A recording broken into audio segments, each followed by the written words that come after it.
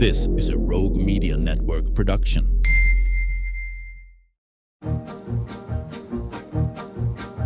Stars at night are big and bright. Deep in the heart of Texas, the prairie skies are wide and high. Deep in the heart of Texas, deep in the heart of Texas.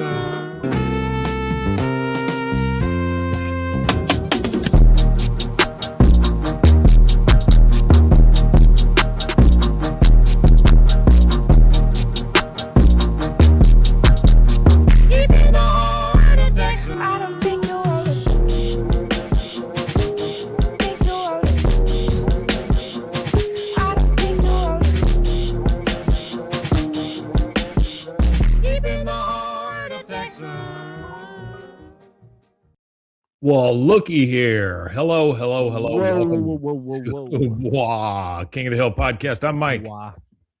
And I'm extremely rusty right now. He is extremely rusty. He just finished a 15-hour shift, is what I was told. Yep. Ooh, that's a long night, man. Long night. All right. Long, yeah. So, King of the Hill. Three more of them to go. How many? I have 3 more to go. Oh, Lordy. Wait, what do you do? Like 4 on, 3 off or something?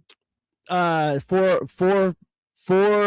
on, 4 off, 3 on, 3 off. But there's times where I end up doing like 5 or 6 and do more days. And like here lately, I've just been working, and it doesn't feel like I ever have not worked. So for like the last 3 weeks, it's been like 6 days a week. Yeah, that's a lot, man. All right, so we're doing season 70 8 hours. Say what? It's like 70 hours. What's that, like 6 times 10 is 60 plus all the 2s. So that's what 1, 2, 3, 4, 5, 6, 7, 8, 9, 10. Yeah, it's about 70 hours. Wow. All right, season 8, episode 21, or in the year of our Lord, I believe it's 8 ABE 17. Yeah. Okay. That'd be This right. is the Redneck on Rainey Street. Originally aired It's May a special 16th. episode. Yeah, it's a real special episode for sure. This is the episode where we get Lucky. This is Lucky's very first appearance. Time. Yeah. Catfish. Not just Lucky, also his buddy Elvin Mackliston, or however you say his name, Mackliston, and Dauber. So Mud Dauber and Lucky are voiced by Tom Petty, and then Elvin is Dauber's Tom Petty too. Yeah, Dauber's also Tom Petty, and Ruth Brown, who they mentioned, is Elizabeth Perkins. That's her name. I couldn't remember her name. Elizabeth Perkins. And Elizabeth Perkins, if you don't know, she was the one who she played in Big, I believe, and then she played in the Flintstones. She was Wilma in the Flintstone movie. Yeah, I knew the voice sounded familiar, but I didn't look up to see who it was. Yeah. We start, and I believe that's the realtor, right? Yeah, Ruth Brown should be the realtor. Yeah. So we start in front of a for sale sign. She is there with her fancy car, and she's on the phone. And it's a sign in front of what the house that Luann was renting with all their friends and neighbors or whatever. By the way, the synopsis of this one is: after Connie becomes a victim of reverse discrimination, Kahn gives up his hopes and dreams and embraces the life of a hillbilly. I do enjoy the plot here. I like this one. This is a good episode. I don't know if it's executed real crazily good at the end, because it just seems like, oh, wait, we screwed up. Let's fix it. And so it's almost like they ran out of time or something. Yeah, I think that's what it is. Because it kind of like abruptly ends. But I think that this is my favorite episode with Lucky in it. And it's the last episode that I enjoy with Lucky in it. Lucky is one of my least favorite characters of King of the Hill. I don't mind Lucky at all. And I think it's partially because of Tom Petty. I think that's the only reason why I like him and I'll tolerate him, honestly, is because it is Tom Petty that's doing his voice. But I just the PP trope or whatever, I'm slipping on PP, it just wasn't as funny to me as I think that it was intended to be. So we get this realtor who is in front of this for sale sign in front of the house that Luann was living in. And all 4 of the guys, Hank, Bill, Boomhauer, and Dale, are over there drinking and watching. And Dale says, I detect activity at the place Luann used to rent before she rebarnacled herself to Hank's house. Bill says, she sure is wearing a lot of jewelry for the middle of the day. For the middle of the day. I understand what he's saying, but that's a crazy thing to say. A lot of jewelry for the middle of the Middle day. of the day. So the realtor walks up to him and starts handing cards to all of them. She goes, hello, gentlemen. I'm Abby Holiday with Holiday and Sands Realty. You are so lucky to be living here. The whole neighborhood is red hot. You've got great curb appeal, especially that gym. And she points to Hank's house. She goes, who lives in that one? He goes, oh, I do. She says, well, if you decide to sell, call me. He goes, oh, Rainey Street is hot. So apparently Rainey Street has become the place that people want to live. It's the place to be. It's apparently a growing metropolis. It is. We're now at Kahn's house. Both Kahn and Min are sitting at the table with their Rice t-shirts on, just waiting for Connie to get home. And Connie comes in and he says, there she is now, our Rice University summer school superstar. She says, Dad, I haven't even made it into the program yet. I just had an interview. And then Min says, of course you're in. You have perfect grades, all the right extracurriculars, and you've wasted countless hours volunteering. Countless. She's wasted. That's funny. Yeah, wasted hours. Kahn gives her a Rice shirt, and he goes, here, put this on. 50% cotton for 100% genius, which I think is a pretty good line, honestly. That is a good line. I like that one. Later, we're at Kahn's, and Kahn walks in, and Min and Connie are over there, and you can only see their backs. They're apparently reading something. He comes in and says, did we hear from summer school today? Huh? And he they turn around, and both of them are very sad looking. He picks up the letter and says, oh, regret? Not? Unfortunately? Ah! Connie says, it's all right, Dad. This summer I'll just study for fun. And he just screams again. So this is not the way he wanted it to turn out. She's supposed to go to Rice. She's very smart. Yeah. Now he's always disappointed when she doesn't excel. Well, I guess he wasn't really disappointed in her in that particular episode. He was more disappointed in Hank for dragging her there. But the Branson episode where she plays the fiddle. Yeah. Which is kind of ironic because this should be like a fiddle heavy episode, honestly. This one. Yeah, you'd figure there would be more fiddle. There's really not that much fiddle, but you do get Freebird. You get Freebird and you get Trace Adkins for some reason. Yeah, you get, what is it? There's 3 songs too. There's Rebels. Rebels by Drive-By Truckers. There's Freebird, obviously, and then there's Hot Mama, which was released 5 months before this episode released. So it was a hot song at that time. So it came off the Coming On Strong album by Trace Adkins. He's been around for a long time. All right, so he's no longer with us. Rest in peace, Trace Adkins. Yeah.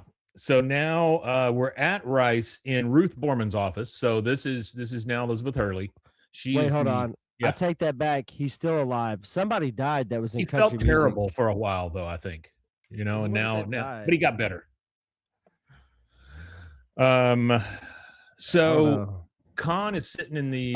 Sorry, it was Toby Keith. Toby Keith died 2 years ago. Toby 2 months Keith ago. Did die. Yes. Yeah, that's what it was. Is that beer for my horses and water? He'll put a boot in your ass. It's the American way. Yeah. Uncle Sam put your name at the top of his list. That's the beer. That's beer for my horses. I think. I'm pretty sure. I'm pretty sure it is too. Either that or it's his collaboration with whatever his name is that did the other one. Now the Willie Nelson song was all right. He did the beer for my horses was him and Willie Nelson. Yeah, no, it's not a bad song. That was all right. Nah, anything that's got Willie in it, it's all right. I'll take a Willie Nelson. He's coming to town.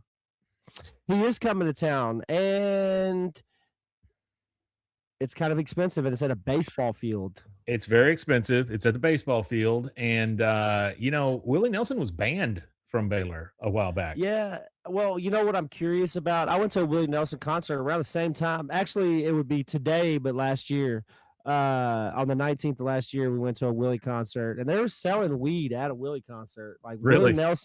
Willie Nelson has his own THCA hemp, and they just rescinded the ban on it till the 23rd when they have a hearing for it for either to find out if they're going to put a permanent hold on it while it's litigated or not.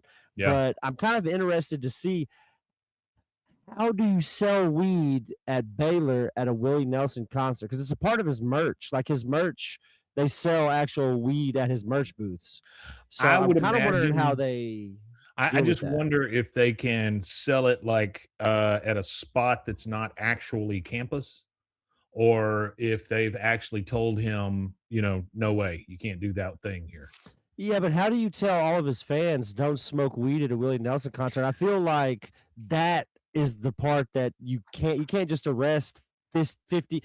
Say the concert has 300 people. You can't arrest 150. Say half of the people there smoke. You can't arrest that many people. They You can just kind try. of have to let it. I think you just kind of have to let it happen, and then just it's outside anyway Well, at a what they baseball don't field. So I don't understand know. is every time they have a concert, somebody's smoking weed there, and like probably 99% of the time, somebody on campus is smoking weed. So I mean, it's not like it's Well, not happening. It's just at these concerts, I think everything is so concentrated that they're like, oh no, you're not going to do that here, not in my yard, that kind of thing. yeah, I kind of wonder how these concerts are going to play out. Like more of them. They actually have some national acts this time with Jelly Roll and Post Malone doing their concert Yeah, no next weed at month. those ever.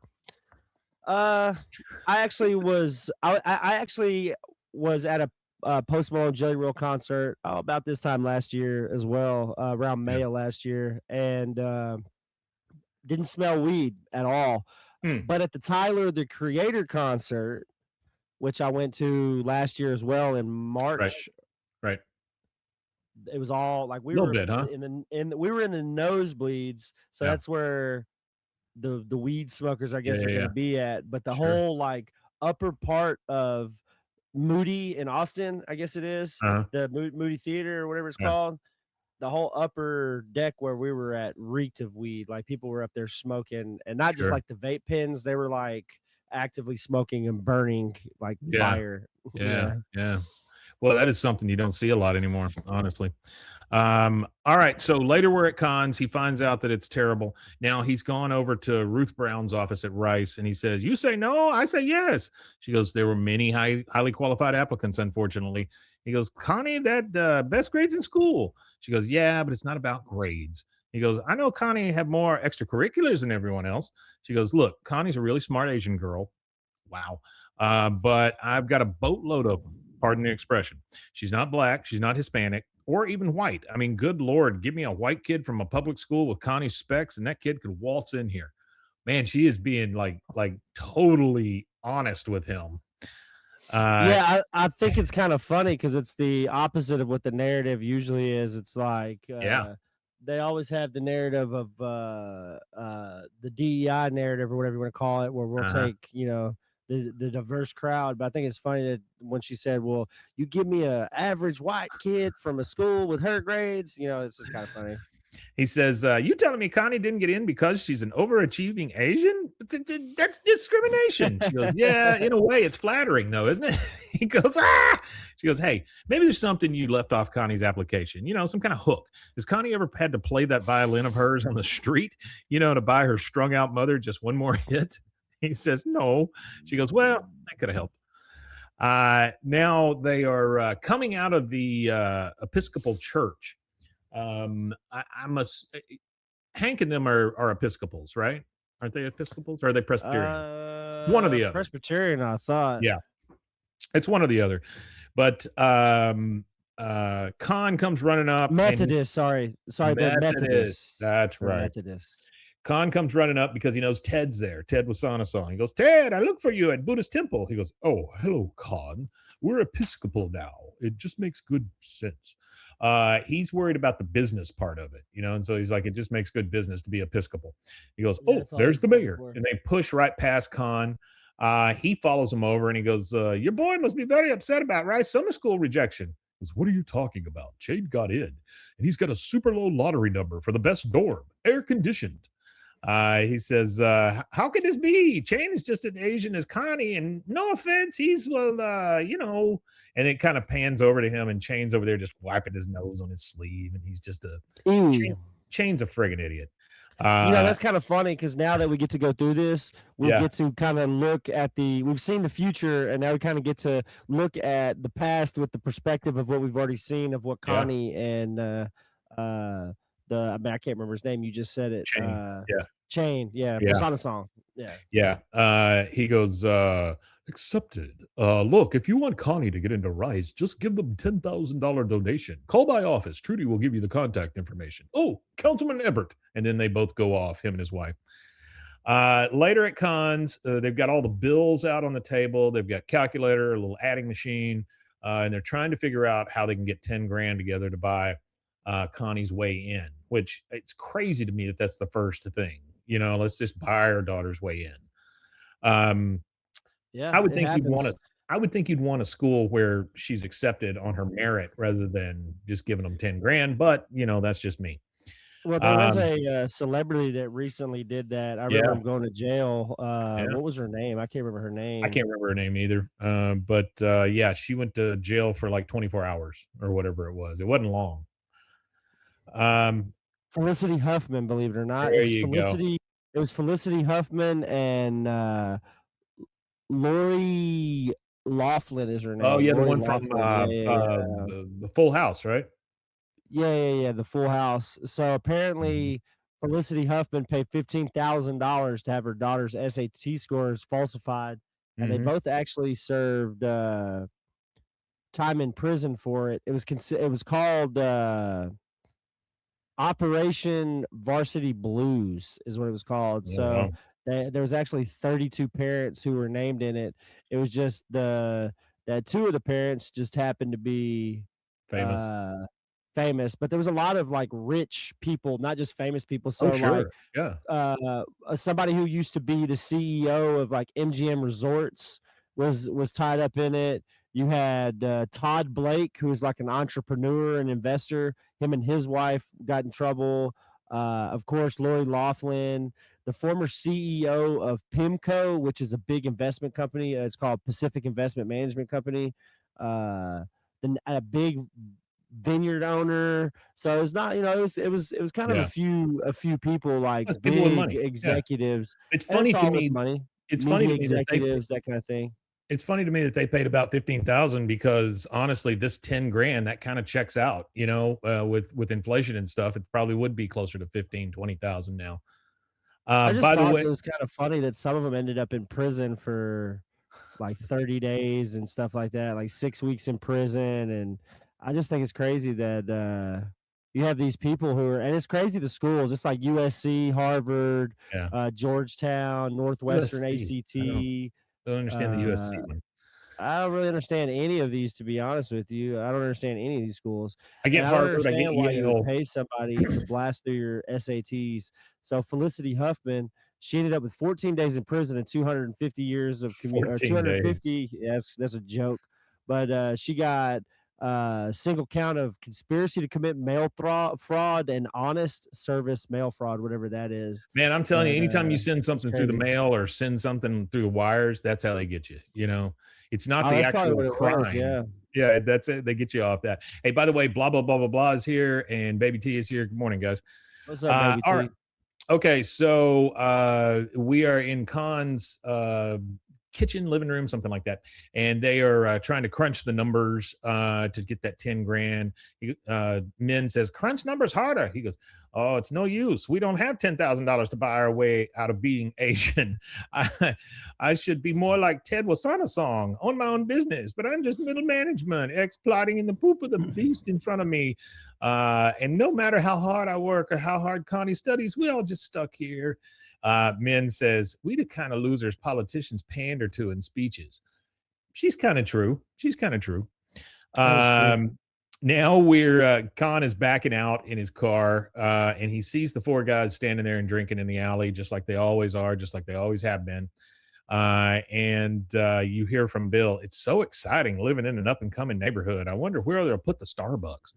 And then Dale says, "So now that our neighborhood has been declared hot, what street should we take down? Bagley? No, Apple Blossom. Apple Blossom is crap." Apple Blossom is crap. Hank's just Yeah, like, so "Yep." All right, Kahn is going to work. It's weird because he's going to work while the guys are out there drinking. I'm assuming maybe it's on a weekend or something like that. He is stuck in traffic, and you hear the radio announcer say, "If you like traffic, enjoy. We got plenty of it." His phone rings, and I think this is funny. It's just a small thing, but he goes, "Hello." He goes, "Oh, yes, sir. No, I filed my TPS report yesterday." TPS reports featured famously in Office Space. So he goes, "Yes, sir. I'll be there right away." And then he sees that he's low on gas, and he's like, "Huh." So he pulls up to Power Gas, which is the name of the station, and he starts getting gas. And he looks at his mirror on the side, and it's broken. And he's like, "Ah!" And he says something in violation. And the guy getting gas, this is Elvin, right? So he's standing there getting gas in his El Camino, and he goes, "Looks like you could use a new mirror. I got a buddy who could hook you up if you want." Is that Trace Atkins doing that voice? For who? For Elvin? For Elvin? Yeah, Elvin is Trace Okay. Atkins. That's what I figured. It's funny that he went in and stole his own CDs here in a little bit. Oh yeah, that's hilarious. I don't know why they did that, but that's pretty God funny. says, "No, I'm a member of Silver Star Service, team at dealer, VIP shuttle, free Wall Street Journal. Thanks anyway." Like he's always got to prove something to people, that he is part of the elite or whatever. He's driving an El Camino though. Elvin says, "Well, if you want to be a Silver Star chump, suit yourself. That free newspaper is going to cost you $700 by the time the dealer marks up the mirror." Phone rings again. Kahn picks it up. He goes, "Oh, okay. Thanks for everything, but I got to take this call." He goes, "Sounds like them Gattas got you by the shorties." He goes, "Hello? Oh, no, just a little car trouble. I'm just running a little late. But to be fair, I have been early for the last 548 business days in a row. Dock my pay? Yeah, okay. Yes, sir. Very good." And he hangs up. And the guy says, "Dang, man, I've been in jails to give me more freedom than you got." He goes, "Yeah, but what you gonna do?" He goes, "Whatever I damn want, whenever I damn want, with whoever I damn want." It's just the weirdest thing to say. He goes, "Boy, you say damn." He says, "Boy, you say damn a lot." He goes, "Hell yeah. Listen, friend, I used to be just like you. I was a monkey in a cage right there. Now I don't take no mess from nobody because I'm a man, my own man, Elvin Mackelson." Then the phone rings again. He looks at Kahn and he says, "Take a good look at yourself, friend. Are you rocking in the free world?" Which I think is funny because it's a Tom Petty reference. Yep, that is a Tom Petty reference. The phone rings again. He goes, "Are you?" Phone rings again. He goes, "Ah!" He goes, "Go to hell!" And throws the phone in the window cleaner thing. Say it again. That's Neil Young, not Tom Petty. Oh, that's right. You're right. Free world. Yeah, that's You're right. My bad. He throws the phone in the window cleaner washing thing, and he goes, "Let's get you that new mirror." He goes, "Damn straight." And that will take us to our first commercial break, which seems like it came up really, really quick. But we'll take that, and we'll be in the back of an El Camino. We'll be right back. That's right.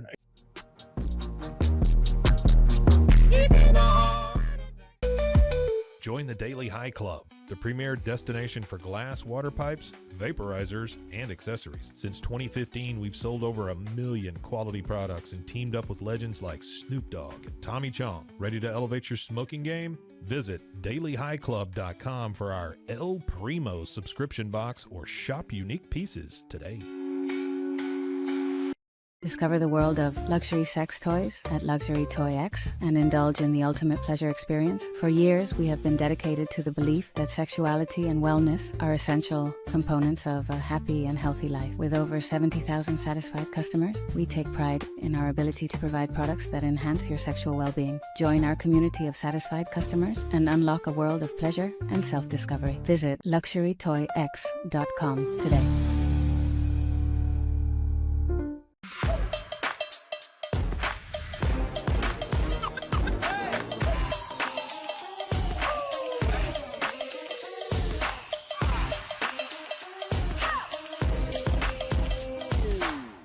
Apollo Neuro is a new kind of wearable that helps your body recover from stress, that helps you calm down and feel better. You sleep better, and you can get back to being yourself.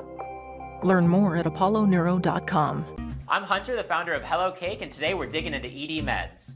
The #1 thing we hear is that guys are sick of waiting for ED meds to kick in. Traditional ED meds take about an hour to kick in as they have to go through your digestive system, where Hello Cake's ED medication dissolves under your tongue and works in about 15 minutes. That's about 3 times faster than traditional ED medication. Curious about ED meds? Go to hellocake.com. Relax with Hemp Delicious. Organically grown hemp, massively blended with delicious organic herbs, responsibly sourced for their holistic benefits. Each sip offers calming, antioxidant-rich wellness. Brewed just for you. Sip the calm with Hemp Delicious. Find your blend at hempdelicious.com. Baby girl, were you staring at me? You know that's not convincing, right? Try again. Well, you shouldn't just be staring then. You should taste.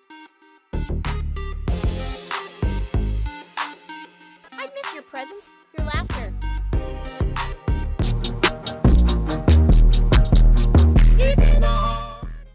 I miss your presence, your laughter. All right. So I do miss your presence. It's been months since we've actually seen each other, sat down and recorded. That's true. That's true. We're still having some construction done at the, we'll get at there. the new studio. We'll get back there. We'll get All right. So they pull up in front of the 4 guys out in the the alleyway, and you hear playing Dixie, and Kahn is in the El Camino with naked lady mud flaps on it.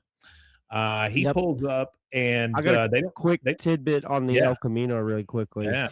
So a few years before the El Camino was released, you had what they called the Ford Ranchero, which was an older style. So in the 30s, they actually came up with what they called a coupe utility vehicle, and it actually started in Australia. So Australia, they wanted to come up with what was it? It was a letter from a farmer's wife in Australia, and she said, I need a vehicle I can go to church in on Sunday, but I need to be able to carry the pigs to market on Monday. So there was a Ford designer at the time named not just a truck.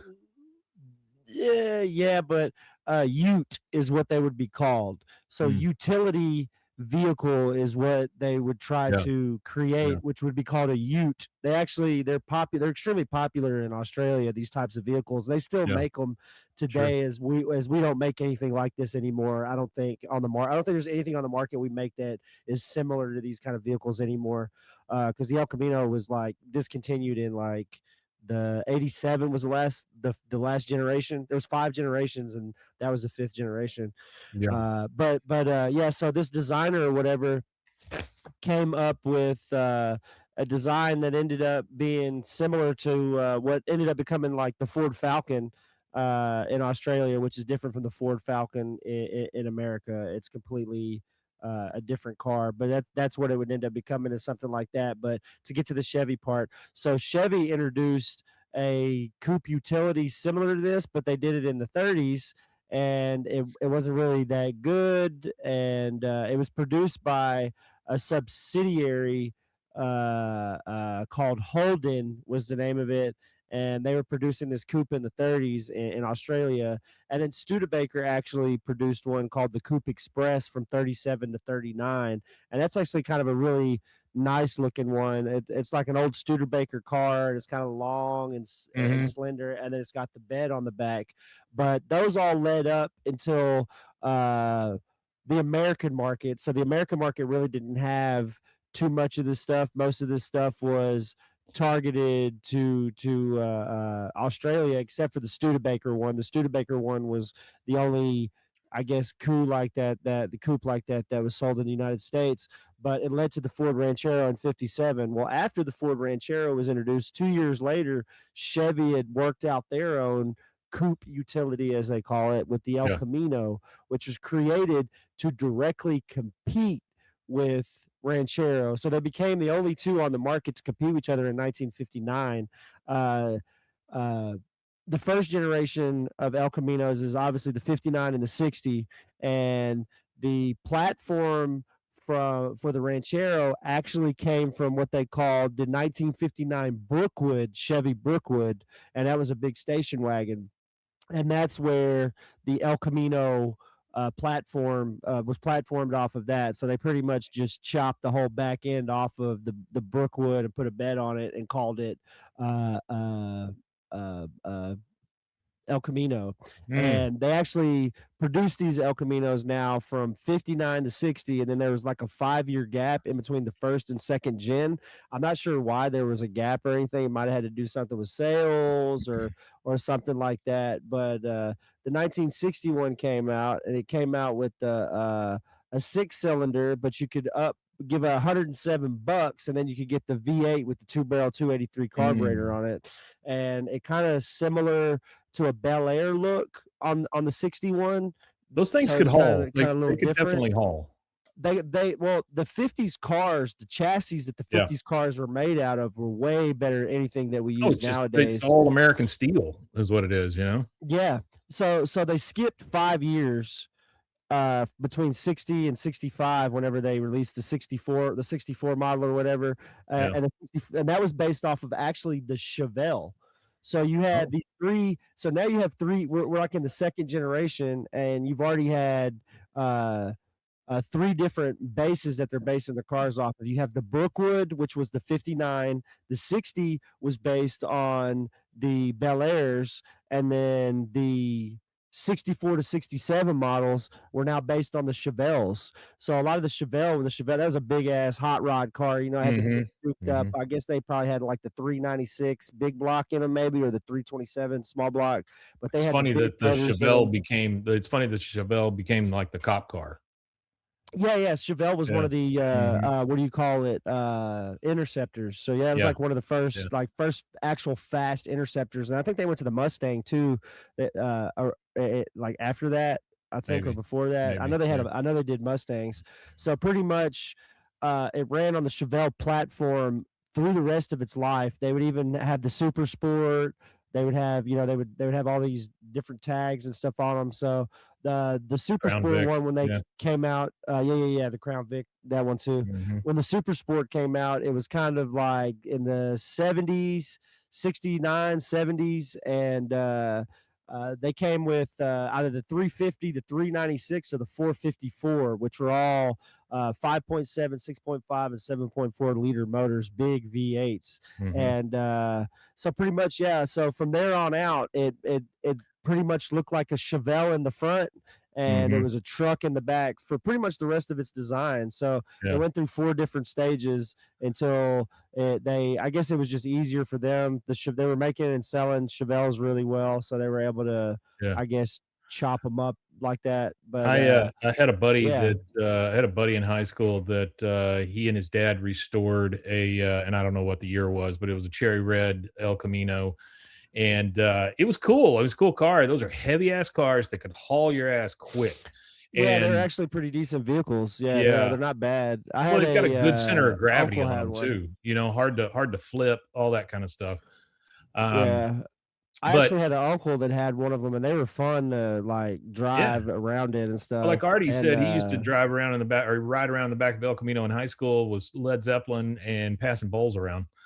No, absolutely. And actually, they ended up in 74, I think it was. They introduced this trim where it kind of more looked like the Chevelle Malibu at the time. And then it went from the Chevelle Malibu, and then you just get the straight Chevy Malibu.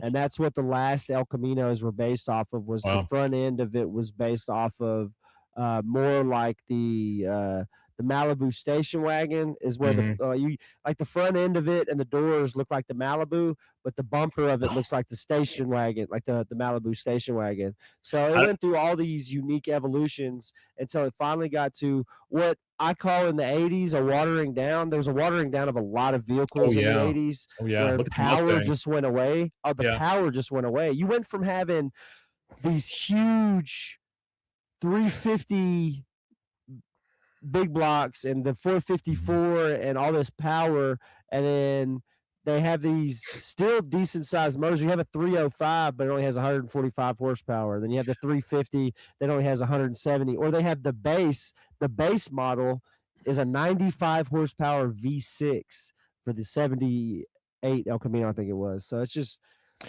know they just kind of dumbed them down and made them slow. I know a little bit of Spanish. And I'll tell you that El Camino means the Camino. So just letting you know if you didn't know that. All right. So So there you go. Oh, it's called yeah, the way. It there you means go, the guys. way. It The means the way. way. Okay. The way. Yeah. The way. I was gonna say that. So Thanks for listening to our podcast on fast food and cars. There you sponsored go. by Duolingo. There you go. All right, so they come up blasting the Dixie, and Hank says, "If you're looking for the package store, it's down Garland Road past the spillway." And Kahn gets out and he's like, "Woohoo!" He goes, "Kahn, what are you doing in an El Camino?" He goes, "Test driving this baby. This one sweet ride. I tell you what." It's funny that he uses "I tell you what." You know, I I love like that. it. Yeah. I like it. Dauber gets out and says, "Not often your new mirror can be attached to a damn El Camino." He goes, "Damn straight." And then you hear a honk, and Dauber pulls up, and he gets out and goes, "Hey, what do you say?" I mean, Dauber is an idiot, man. He's just an Dauber idiot. is an idiot, and I think it's great that they use Tom Petty for Dauber too. So. Oh, absolutely, absolutely. Kahn says, "Oh, I want it bad." He goes, and then Elvin says, "Well, all right, Dauber, you got an El Camino and cash money for your old car. This is a damn lucky day. After Dauber and me break your rig down for parts, we're gonna do a little celebrating on you, money bags." And they take off. Obviously, they've sold him probably a lemon, but we never really hear about it again. If not a We just, lemon, at least an orange. yeah. It is in the citrus family, either way. Yeah. You hear now Kahn says, "I know what you're thinking. Why not an IROC? Why not a Z car?" But Elvin points out those are just cars. A Camino is a way of life. It'll haul anything, rebar, copper pipe. Hell, if you hit a deer, he just flip over into the back. You don't even need to stop. He says, "I had you rednecks all wrong. I'm gonna hang out in the alley and spend my welfare checks on beer like you guys. Be my own man." He gets a beer out of the cooler and starts drinking it, and then you hear "Kahn" from Min next door. He goes, "Min doesn't know the drill yet." And Hank's just like, "Oh, that's it. That's the only reaction so far." All right. That's it. Yeah, that's a wild one. So now we're at night at Kahn's. He is in the kitchen getting a beer, drinking it there in his underwear. And Min says, "Oh, you want to be a redneck? That's not even possible, Kahn. I upset about Connie too, but you have to snap out of it. Your boss called 3 times today. You're going to get fired." He goes, "I got a new boss and I love him. Me. Man, don't you see there's a paradise out there where nobody works, nobody cares, nobody have plans or dreams that can be crushed." She goes, "Oh, I don't know, Kahn. Sounds crazy." He goes, "Come on, man. Let's just give up." She goes, "I never have to read another Toni Morrison book for book club or write another check to NPR. Oh, but what about Connie?" He goes, "Oh, don't you see? This is for Connie, so she don't waste half her life losing at their rigged game. What do you say, man? Will you be my redneck bride?" She goes, Yeah. oh, yes, Kahn, I will. Now take me back of that El Camino." So she I guess she wants to get laid in the back of the El Camino. Yeah, that's what fun Kahn is thinking. fact. Fun fact. I'm full of just El Camino facts. Yeah. The El Camino, as everybody knows, Chevy will put out a vehicle, and GMC, which is also a part of Chevy, puts out the same vehicle but with different badging on it. Usually, like you have the GMC Sierra, and then you have the Chevy Silverado, which are identical trucks with different badging. Well, they did the same, obviously, with the El Camino, and it was called the GMC Caballero. Staying in line with the Spanish theme. So there you go. Which I don't know what GMC in Spanish means. I'm not sure either, but it was actually 71 to 77. It was the GMC Sprint, and then 78 to 87. It was the Caballero. So there you go. Caballero. The GMC Cowboy. That's what that means, right? That would be the GMC Cowboy. Yes, absolutely. Wow. What a great name. All right. So now we get kind of a montage of Dauber and Elvin and Min and Kahn doing really stupid stuff. I kind of agree with you, Baby T. GMC is supposed to be the superior brand between the two because I would kill for a GMC truck. They are supposed to be the most silent inside. That's what I like, but they're very, very expensive. They're supposed to be better. Yeah. That's why I stick with Toyota. I feel like Toyotas are really reliable. I don't think Toyota's that solid. American trucks are as reliable as some of them old school 80s Toyotas. I went out yesterday and took my wife to get something to eat and realized, hey, I got some wire hanging out of one of my tires. So I guess it's time to go get some new tires. So, Possibly. Plymouth Might as well Scamp and fall the off. Dodge Dart. All right. So we see this montage of them just having fun while this song is playing. And you see off-roading with three-wheelers. One of them crashes, but he's fine. We see a car on their lawn. We see grass growing up. We see a toilet in their yard. Then we see them shooting at squirrels, drinking on the porch. Like I say, there's a couch in their yard also. They blow smoke in the dog's ear for some reason. Connie's trying to study in the background. Mailman throws just bill after bill after bill on their porch. None of it's getting picked up. We see they try to go fishing, but the guys have ankle monitors. Then we see a party in their driveway as the realtor sees it, and she's very angry about it. And then we see them at a country concert, and they're all having a blast. And then you see Connie over on the side on a blanket studying real hard with a flashlight. As they're up on the porch, we hear Kahn just go, "Yeah!" We see Hank and them, his family, over there eating burgers in their backyard. And Hank says, "Well, go figure. He's been pushing Connie all these years, and he's the one that broke." As he drives by with the couch in the back of his El Camino, Bobby says, "Let that be a lesson to you, Dad." And then, of course, Peggy, she needs to weigh in. She says, "Yep, he's really losing it. I saw him this morning. He's growing a wispy mustache." And Luann, who's also sitting there for burgers, says, "He's got the coolest car truck, and he's got a laundry machine in his yard for stray dogs to have puppies in." It's just, that's the best. All right, so we go over to Connie's kitchen. Sorry, Kahn's kitchen, and Connie is studying. And you hear, "It's the weekend, time to party. Elvin and the gang are going catfisting down at the lake. Come on with your daddy and have some fun." She goes, "Oh, Dad, it's only Wednesday, and I've got to study." Did you say catfisting? He goes, most definitely." Oh, so catfisting. Yeah, that's a wild one. Yeah. It's That's a actually kind terrible of name for it. dangerous. Yeah. Well, I've been with people that do it, but I'm not a big fish guy. So the only thing I do when I go fishing is get drunk and smoke weed. I don't actually fish. But Sure. so watching people do that and then seeing their arms all like sliced to hell after they do it would make me never want to jab my arm into a hole that a I, catfish is in. So I never understood why people I've did always that. heard it called noodling. Noodling is one too. Yeah, noodling is Yeah. one. But here we're calling it catfisting. Noodling is So what I'm used to hearing it called as well. we're at the lake with Dauber and Elvin and Lucky, by the way, for the first time.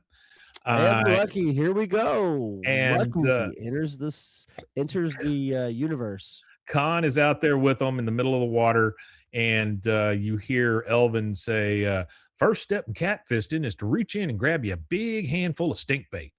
And Kahn's like, what's in this stink bait?" He goes, "Well, you got your ground liver, blood, vinegar, Alpo, and my secret ingredient that makes it stink. Like the other stuff's not going to make it stink." He goes, "When you feel their whiskers on your knuckles, start fisting." He crouches down and realizes he's got one. He pulls it out, and he's got a big catfish just stuck on his fist.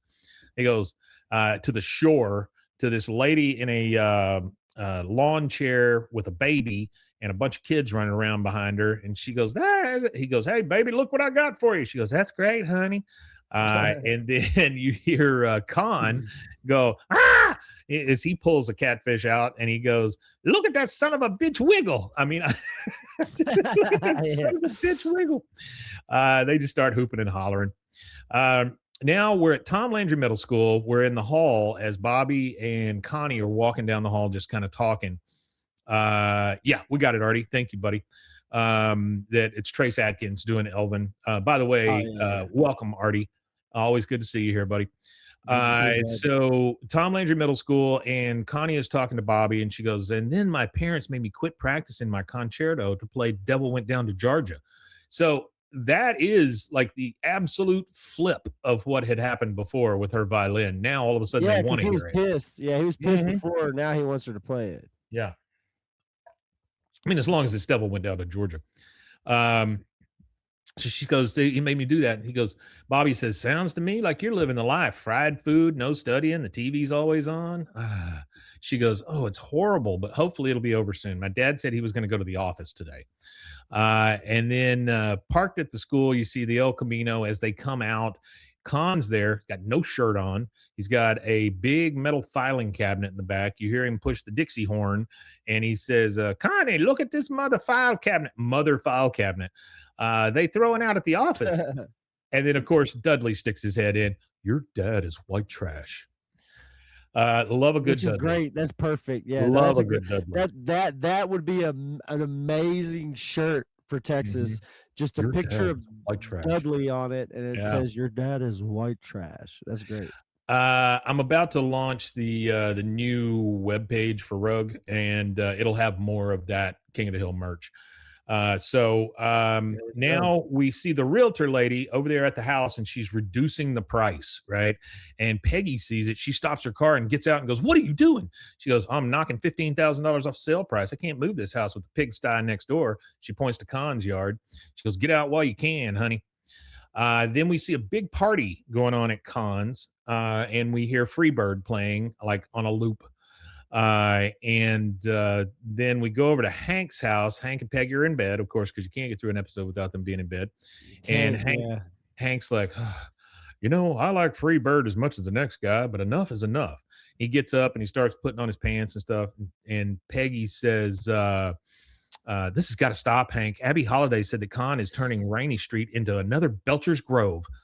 It's funny that the Belchers are the people in Bob's Burgers. Also, I don't know if that's funny. Yeah, I don't know if that's a tie-in or what by the Bob's Burgers people, but I think that might just be a very, very odd coincidence. it could be a coincidence. I mean, I get the Belcher part because they sell burgers and all that, but whatever. She says it's got to stop. It's turning into the Belcher Grove. Hank says, I didn't keep novelty mailboxes out of this neighborhood just to see this happen. Novelty mailboxes. He puts on his pants. He storms over to Kahn's. And we're still hearing Freebird play. And then Hank trips and hits his foot on a toilet, and it's really hurting. And then he gets like a pit bull that runs up on a chain, and it's just, coming after him. And he says he's hurting real bad. And then out comes Elvin, and he goes, "Who the hell do you think you are?" He goes, "Hank Hill, homeowner." And he goes, "Hey, Kahn, I caught this guy trying to steal your valuables." He goes, "I was not." And then Kahn comes up and goes, "Hank, you want a puffy toilet seat? All you got to do is ask." A puffy toilet seat sitting out in the yard. That is very nice. He goes, "Kahn, I'm worried about you." And he goes, "You want me to have Mud Dauber rough this clown up?" Says Elvin. Peggy comes running up. She goes, "You so much as touch my husband, I will knock you into next week." And I tend to believe her, honestly. Yeah. I think she gets that big ass 14 up there and knocks him right in the head. I think so too. Elvin says, "That's real nice, buddy, hiding behind mommy's skirt." He goes, "I am not hiding. I was just about to threaten you myself." He goes, "Come on, Kahn, let's get out of here. I got a case of beer that needs drinking." He goes, "Oh, man, talk some sense into Kahn." She goes, "You're the only one who's crazy. We're going to the street races. Mud Dauber just put a new Adelbrock manifold on his Malibu." Bobby walks up. Kahn and men are leaving. They've got a bunch of beer on them. Can't be given time when both shows came out. Yeah, I get that. I know. I'm just thinking maybe it was Baby T was saying it's can't be given the time when both shows came out, but I was talking about Belcher's Grove. Yeah, but I think maybe it's actually a poor neighborhood. Yeah. Oh, she's a 16. Gotcha. 16 on one side, 16 and a half on the other. Got it, folks. Got it. It was I was just saying 14 because that's the first number that came to my head. Still seems like a very big shoe. Yeah. It is a huge shoe. So they're leaving, and they got a bunch of beer on them, and he says, "Connie, last chance to change your mind. Come with." Connie says, Elvin says, "You don't want to miss that new Adelbrock. It's loud." Connie's like, that's okay. I'm just gonna stay home. Min says, you're not spending all night at home by yourself. You stay with the Hills. She just says stay with the Hills, like she's got nothing else for it's just not like I don't her. know. Yeah, that's not like Yeah. her at all. Yeah, it's kind of odd. Peggy being Peggy and a mom, she says, well then we'll just have a nice sleepover, shall we? Connie, do you have some pajamas you can wear? She goes, yes, Mrs. Hill. And then she kind of goes off. She goes, Bobby, why don't you go with Connie? And then she's talking to Hank. She goes, oh, that poor girl. He goes, oh, don't worry about Kahn and Min. They'll sober up and snap out of it. They're too arrogant to live this way for too long. he's right about that Yeah, part. he's right. Yeah, he's definitely right. Peggy says, I hope you're right, Hank. The realtor pulls up and rolls down the window and she goes, Mrs. Hill, I think there may be a solution to our problem. And Hank says, see, Peggy, what'd I tell you? She goes, I just heard from Southwest Mortgage. They're starting foreclosure proceedings on the Susan and phones. They've only they've only missed one payment, but since they let their house go to this, Nice. They're trying to get them the out. bank's not going to cut them any slack. He goes, you mean Kahn and Min are going to lose their home? She goes, well, with any luck, they'll be out of here in 10 working days. Connie walks up to Hank and Peggy and she goes, I got my pajamas. And that's rough, man. It's rough because they have left Connie out in the cold. That is going to take us to our second commercial break, and we will be. That's twice. That's two. Right back. Dose.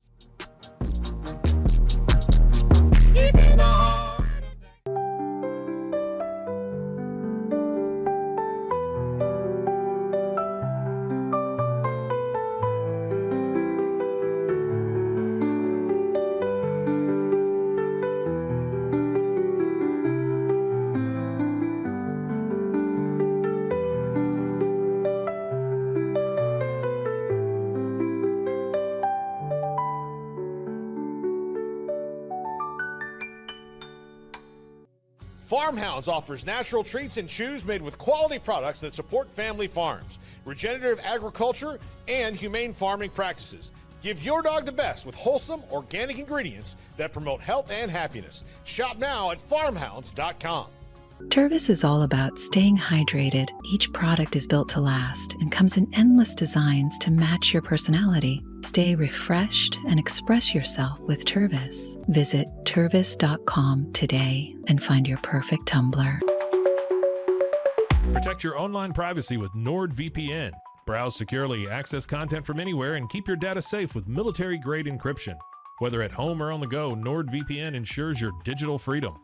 Stay secure. Download NordVPN today at nordvpn.com. That's NORDVPN.com.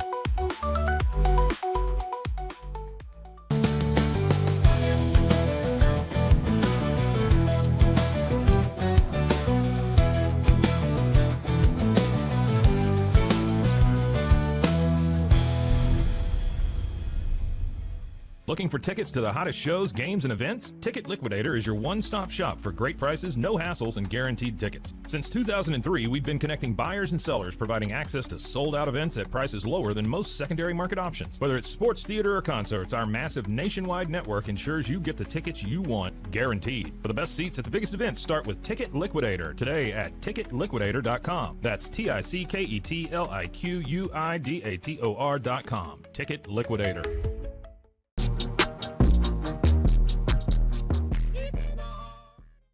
Hello, and we are back. We are on the back end run on this thing. Okay, so we see them all sitting in lawn chairs in a bad neighborhood.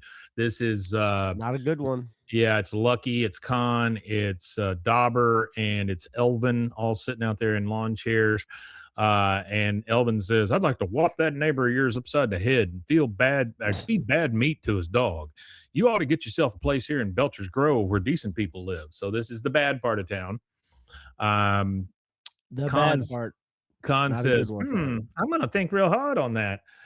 Elvin's wife is up on, I'm assuming wife, up on the porch, and Min is sitting up there also. Min, by the way, with the weird ponytail that kind of comes out of the side of her head. And Elvin's wife says to Min, she goes, come with me, honey. Elvin caught a mess of squirrels today. I'll show you how to debone them. kills me that men didn't just get up right now. And she's like, I'm not eating any freaking Yeah. squirrels, you know? But she goes, squirrels. And then you go back over to the guys. He goes, yeah, Lucky. Why they call you Lucky? He goes, true story. I was at Costco one day and all of a sudden nature called, yelled is more like it. So I hightail it to John, and there's some sensitive guy in there changing his little boy's diapers on one of them baby ironing boards. And don't you know, I slipped on pee and broke 2 vertebrae, which had to be fused together. Uh-oh. I'm in The old constant slipping on the pee-pee. He said, I'm in constant pain, but by God, I got me a $53,000 settlement. And Elvin says, that son of a bitch is never going to have to work another day in his life. $53,000. $53,000. Never gonna have to work another day in his life. I had a roommate of Yeah, mine. in what era is he living in? I had a roommate of mine that I told you this before. He's one that closed down Lion's Pool because he hit his head on the bottom. And he got this weird thing where you got like $1,000 a month or whatever. And he thought, boy, that's all I'm ever going to need. And it did not play out that way. Does he still get $1,000 a month? No, I don't think so. I think it stopped a long time ago. Oh, it stopped. Oh no, I needed it perpetually. If it was perpetual, if he saved it from that era, like if he got it back then and he were to save like a lot of it, then it would probably be meaningful now. Maybe. Yeah, he did not. Know. He did not save any of it. $1,000 a month. He was balling back then. Yeah, he was. He'd sleep on the couch and get high all day. Hell yeah. Lucky says, that's why they call me Lucky. And Kahn just kind of looks at him and goes, oh, that's a great story. Dauber says, hey, y'all hear the new Trace Adkins come out today? He goes, damn, let's get it. He goes, hell, it's after midnight. Record store's closed.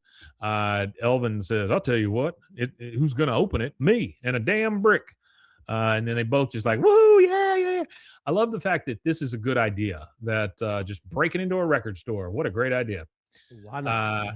So the next thing, we see him outside the record store. There's a Trace Adkins stand up in the window. So it's kind of funny that he's looking at himself. He goes, all right, who's got a brick? Kahn said, let me do it. He goes, well, all right, have at it, Kahn. And then up comes Min, and she's like, Kahn, put that rock down. He goes, it's Trace Adkins' new CD, woman. She goes, I ate squirrel quesadilla, but this is where I draw the line. Rock go through window, I go home. And then Elvin grabs the rock and he goes, oh, hell, this is ridiculous. Throws a rock, breaks the window, runs in through there. And he says, our Min says, I warn you, Kahn, I'm not going to watch you go to jail. And she gets in the car and takes off in the El Camino. Elvin comes out of the broken window with a handful of CDs and stuff. And he goes, let's get the hell out of here. And they all run off. So now we're at the lake. They're all listening to the CD in what used to be Kahn's old car. And they've got it up and you can hear the song playing. And Kahn goes, I tell you right now, this is the single. Elvin has different things on his mind. He says, I noticed your woman didn't stand by you tonight. You asked me, she made a damn fool out of you. She took you El Camino and you 2 teeny tiny marbles with her. He goes, oh, you want to see my marbles? I'll show you my marbles. He goes, you want to go? Let's go. Ha! And he goes, we fight. And it's funny because like Elvin's got like the fist up thing and Kahn goes straight to like the kung fu pose, where he's gonna start whipping at the legs and all that stuff. Yeah. So he says, you want to go? He goes, let's go. He goes, let's fight. And then they start fighting a little bit. And then they come back after Kahn gets him with a shot. And he goes, oh, that was good, real good. And then Dauber looks at him and goes, sticking. Lucky says, sticking. And then Elvin says, Kahn, I'm taking you a sticking. He goes, oh, what's sticking? Next thing we see. Yeah, I gotta interject. So there's a specific type of martial art from that top part of the world that's called pentak silat or something like that is how it's pronounced. And they say that's what he's using here. So it actually I think originated in like Indonesia is where it originated, but it's a martial art, like a Southeast Asian martial art. Okay. But they say that's what he might have been using.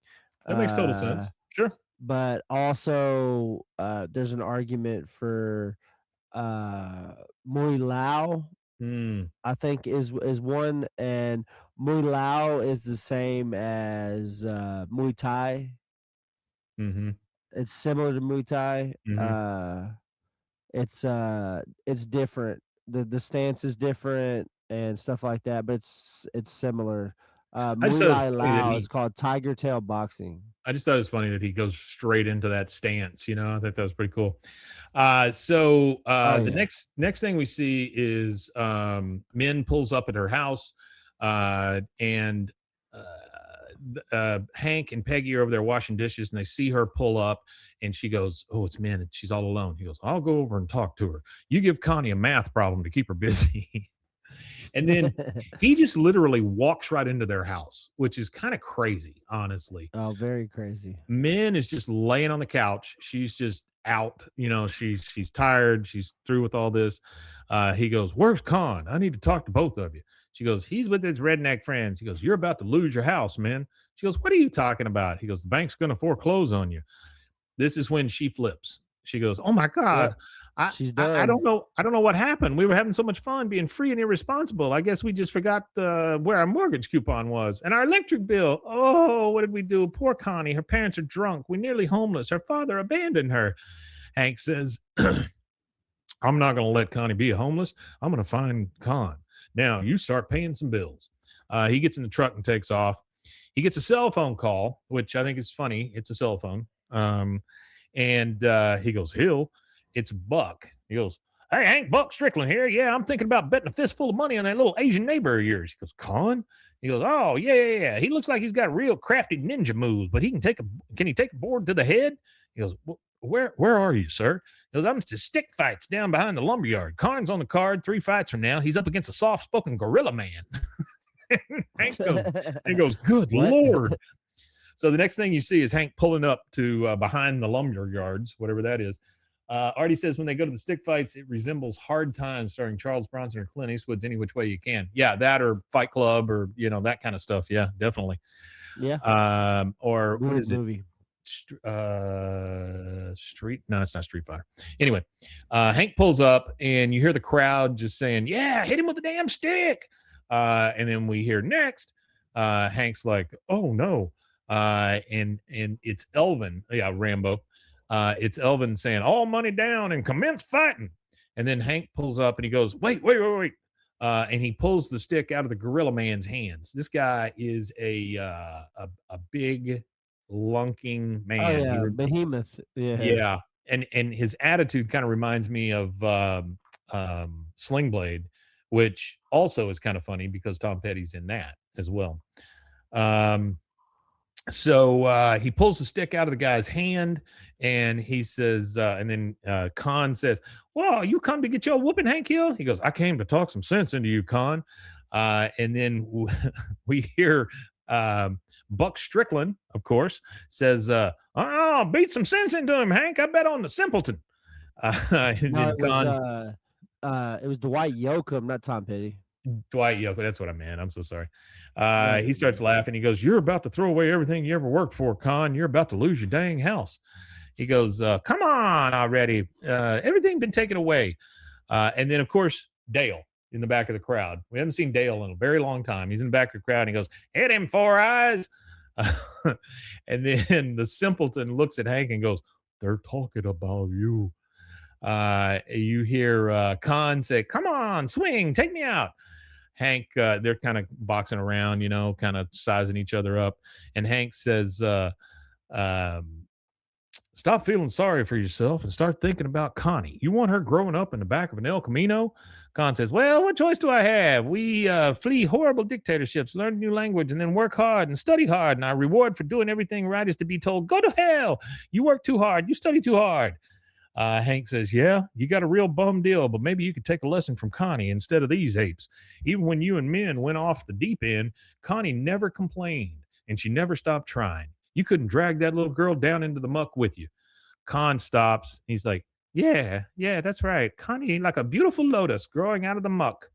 That's her hook." And he realizes, if he tells this story, she probably gets in. Hank says, "Well, I'm glad. I'm glad I got through to you." The crowd just starts booing and hissing and saying, "You wuss," and all that. So the two of them run off through the lumber yard, and the crowd chases them. They're finally able to get away by throwing some boards in front of them or whatever. And he goes, "Shut up and run, Hank! I got to get my daughter in summer school." And then we hear Elvin, "I don't care who, somebody's getting hit with a stick." And they chase them out again, like I say, and they lose them. The next thing we see is we're at Montcroft Hall, which we come to find out that it's Stanford, which Stanford is in California, correct? Yes. Yeah. It's weird that they're there all the way in California. It is in Stanford, California. It's a private university. Especially for a summer thing. It just, I don't know, it's awfully weird to me. But she's in the admissions office. It's kind of weird. Isn't Rice is in Houston? Rice is near Houston. Yeah. Yeah. So yeah, why would they go from Rice to Stanford? I don't know. It's weird. It's weird. That is a weird thing. But alumni from Stanford that are famous would be Ed McCaffrey, wide receiver. He's also Christian McCaffrey's dad, I believe. Jim Plunkett, first rounder for the New England Patriots. He went to school there. I'm trying to think of some other ones. James Lofton. Elway, John Elway. He was one too. I'm just wondering if maybe some of the writers or something were from Stanford, and that's why they used Stanford also, Possible. It's possible, yeah. Anyway, she's in the admissions office, and the guy says, "Young lady, you should know Stanford's summer school admissions deadline is passed." And here's where Connie gets to use what just happened to her. She goes, "I'm sorry, my application was tardy, but it's been a hectic time for me. My parents don't work. We nearly lost our house. My dad abandoned us for a while, and he was nearly killed with a 2x4. And she points out the window and goes, "That's him. Kahn is over there with his pants down so you can see his crack, and he's pouring antifreeze into the El Camino and scratching his ass." And the guy looked at it and he goes, "You've overcome so much. Welcome aboard." And so that is it. Yep, but that is quite an indictment on the college admissions system. It is. I actually had things I was going to say at the beginning, but I went ahead and waited till the end. Yeah. So this one was actually written by Jim Dauterive. Okay. Jim Dauterive is obviously the namesake for Bill Dauterive. That's all it took. Yeah. I actually have him as a friend on Facebook and have asked him to be on the show before, but he said he doesn't do podcasting. He said he's reserved. He shares a lot of cool stuff, like that one clip that we showed that one time of what was supposed to be the actual ending of King of the Hill. Yeah. That is something that he actually shared in a Facebook group. Oh wow. He's in the main King of the Hill Facebook group for that. Yeah. And this is also the last episode directed by Gary McCarver. Gary McCarver has directed some decent episodes. He's actually worked on quite a few things that we're all kind of familiar with. Most people who probably watch this show might be familiar with. He worked on the Simpsons movie, but the Simpsons movie, during that time, they also came out with the game. So he worked on both the Simpsons movie and the Simpsons game. He's worked on 26 episodes as an animation timer for Rocko's Modern Life. That was not a bad animation show. No, it's not a bad show at all. He was actually an animation timer and a character layout artist, and that was for The Simpsons. Did 2 episodes of the Rugrats as a sheet timer. Worked on The Princess and the Goblin, When the Wind Blows, The Telebugs, and River Journeys. But either way, he worked on some things that we do know, and that is actually, this will be his last episode of King of the Hill that he has anything to do with it. I believe. Yeah, the Redneck on Rain Street is his last one. So he worked on Square Peg, King of the Anthill in season 1. So he's pretty much done 2 episodes a season for 8 seasons. The last one that he did on this season was Après Hank Le Deluge. This season 8 is the last season that Gary Yap worked on it. And Gary Yap's the one that did our drawing and sent it to us. Gary Yap did. Shout out to Gary Yap. He did the first 8 seasons. After the credits, we hear Elvin say, "Are you rocking in the free world? Are you?" And that is it. That's all of it for season 8, episode 21. You want to tell them where they can find us if they want more of this? Yeah, you could find us at. Oh, actually, I think this is Gary Yap's last episode would be episode 20. He was a layout artist. Oh, great. Okay. On episode 20. So we have. My bad. I just wanted to do this before we do our sign off. Yeah, sure. So Gary Yap, he has episode 18 and episode 20, and he did quite a bit of the other seasons. Season 5, he was a retake director for pretty much the entire like for the first like 9 episodes or so of that season. And then for a chunk of season 6, he was a character layout supervisor. And then for a chunk of season 7, he was a layout artist and a layout supervisor. So I know he told us he was in it. I know he told us that he had never drawn John Redcorn. John Redcorn before, and it was the first time he ever drew it was standing there with us, which is pretty awesome. Awesome He's stuff. actually his actual most famous one, I think, that he did the layout for, like the way the shape of the characters should be, and I think that's what the layout is. I believe that's what the layout is. Okay. His famous one would be Luann and Angel Buckley jumping on a trampoline. That's one of the ones that Gary Yap, I believe, is responsible for. Artie says Garland Tesla, Kit Boss, and Mark Majimsey have all worked for Bob's Burgers. So they did go on to do some Bob's Burgers stuff. So yeah, I guess so. Yeah, so there is some crossover there. All right, tell them where they can find us, and we'll get out of here. And you can find us at BWAAAKOTH anywhere, everywhere, and at youtube.com/@BWAAAKOTH. Remember, you can get one of these shirts if you want to go visit the roguemediamerch.com. The dang old money's like the wind. Only feel it when it's moving. We still got those for sale, and we will be putting up some more shirts in the coming weeks as soon as I can finish that webpage. I want to thank everybody for being here. Thank you so much to everyone for showing up. Baby T, you've been here for quite a while. Artie, you're always here. Blah, blah, blah, you're always here. Mama Kunduya. I wish Connie didn't up being a weirdo. But you guys are so good. Our schedule, we can't really set one yet, just simply because Rusty is kind of on and off. So we'll do it whenever we can. But hopefully at some point we'll get a set schedule. But yeah, we were talking about Bob's Burger. I just want to interject before we completely disappear. Please. So we were talking about Bob's Burger. So if you want to see the King of the Hill shout out in Bob's Burger, tune into season 7, episode 14 of Bob's Burger, and there's a scene in there where Dale's dead bug sits in front of the restaurant. Oh, that's awesome. That's awesome. I think with that fact, there's just one thing left to say. Oh, we Matanye. We Matanye indeed, guys. Y'all have a good week.